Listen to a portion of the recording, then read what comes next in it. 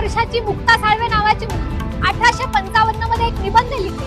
त्या निबंधाला British governor major candy प्रथम क्रमांकाचं बक्षीस देतात. याच बक्षिसाला, याच सत्काराला उत्तर देताना 13-14 वर्षाची मुक्ता साळवे 1855 मध्ये ब्रिटिश गव्हर्नर मेजर कॅन्डी यांना उत्तर देताना म्हणते, sir give us library not chocolate.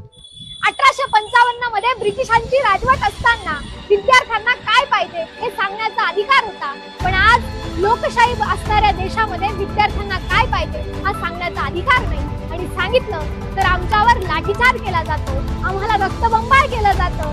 आणि एवढं सगळं सहन करूनही सदाभाऊ खोतांसारखी माणसं आम्हाला आतंकवादी असा उल्लेख करतात. सदाभाऊ, अहो दिल्लीमध्ये शेतकऱ्यांनी आंदोलन केलं तेव्हा तुमच्या पक्षानं आतंकवादी नक्षलवादी म्हटलं.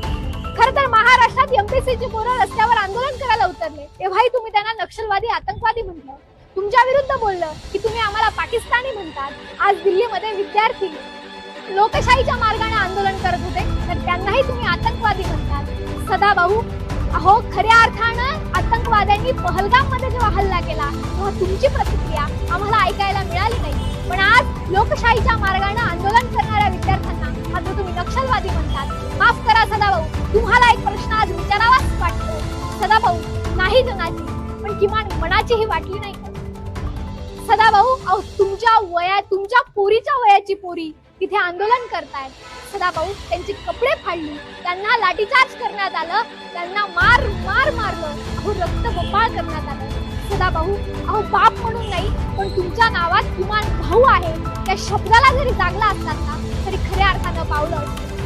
अहो सदाभाऊ, एकेकाळी तुम्हीही आंदोलनच करत होतात, मग तेव्हा तुम्ही नक्षलवादी आतंकवादी होतात का याचं उत्तर एकदा देऊन टाका. पण तुमच्यासारखे नक्षलवादी आतंकवादी भाजपची गुलामगिरी पत्करले तर महाराष्ट्राच्या सभागृहात आमदार म्हणून बसतात.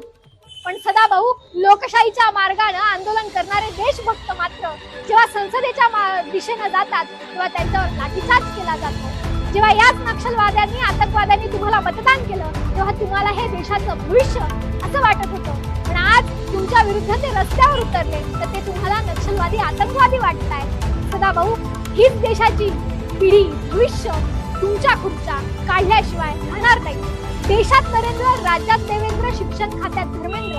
सदाभाऊ, या तिघांनी तर राजीनामा दिलाच पाहिजे, पण नैतिकतेच्या आधारावर तुम्ही सुद्धा राजीनामा दिला पाहिजे. तुमच्यासारखी माणसं त्या सभागृहात बसतात, एक महाराष्ट्रीयन म्हणून खरंच लाज वाटते.